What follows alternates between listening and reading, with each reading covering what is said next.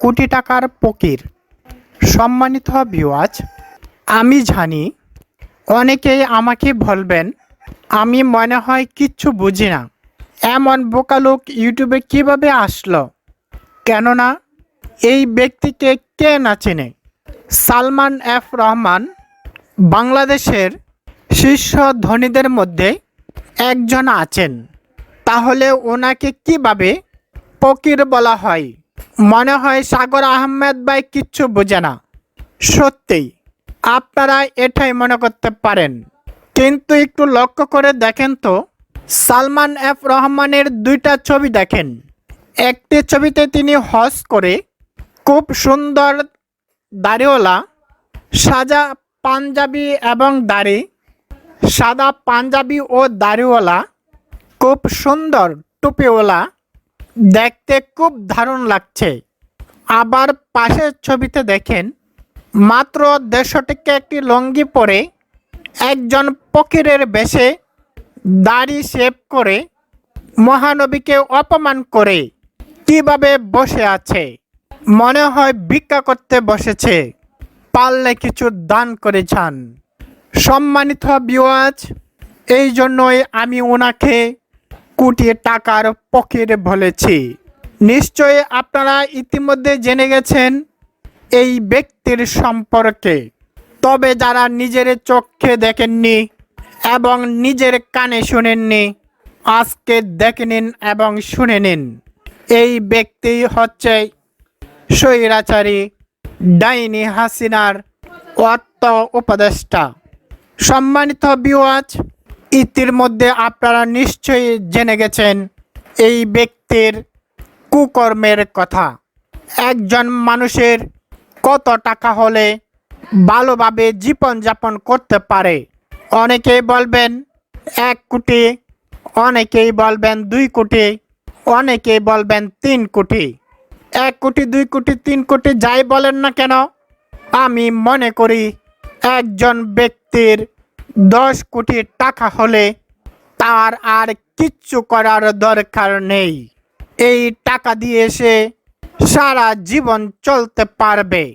কিন্তু একটু লক্ষ্য করে শুনুন, এই সালমান এফ রহমান স্বৈরাচারী ডাইনি হাসিনার দালালি করেছে।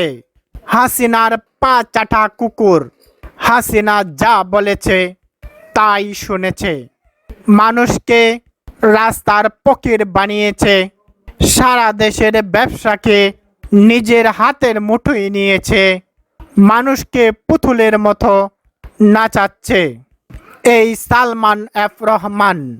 কিন্তু দুঃখের বিষয়, ওনার হাজার হাজার কোটি টাকা টাকার সত্ত্বেও ওনার পেট ভরে না। ওনার আরও বেশি টাকার প্রয়োজন। এত টাকা কেন প্রয়োজন? মানুষের অনেক টাকার প্রয়োজন হয় যখন সে জুয়া খেলে অথবা নারীবাজি করে। এসব ক্ষেত্রে অনেক টাকার প্রয়োজন। সাধারণ খাওয়া পড়ার জন্য মানুষের এত টাকা প্রয়োজন নেই। সম্মানিত ভিউয়ার্স, আমি সাগর আহমেদ। আমি অনলাইনে নতুন এসেছি। আমি একজন সাধারণ সমাজকর্মী। আমি কোনো রাজনীতি দলের সদস্য না। নিজের যতটুকু সামর্থ্য আছে তা দিয়েই গরিব মিসকিনদের সহযোগিতার চেষ্টা করি। কিন্তু আজকে ইউটিউবে সুযোগ পেয়েছি এমডি সায়েম ভাইয়ের জন্য। সায়েম ভাই আমাকে আপনাদের সামনে কিছু কথা বলার সুযোগ করে দিয়েছে। এই জন্য সায়েম ভাইকে এবং ইউটিউবকে আমার $5 শুভেচ্ছা। সম্মানিত ভিউয়ার্স, আমাদের গ্রামের অনেকের কাছে 1 টাকাও থাকে না।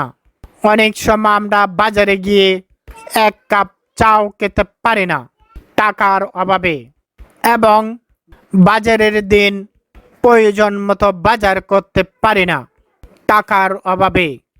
অথচ 5,000 টাকার বাজার করলে ইচ্ছা মতোই বাজার করা যায়।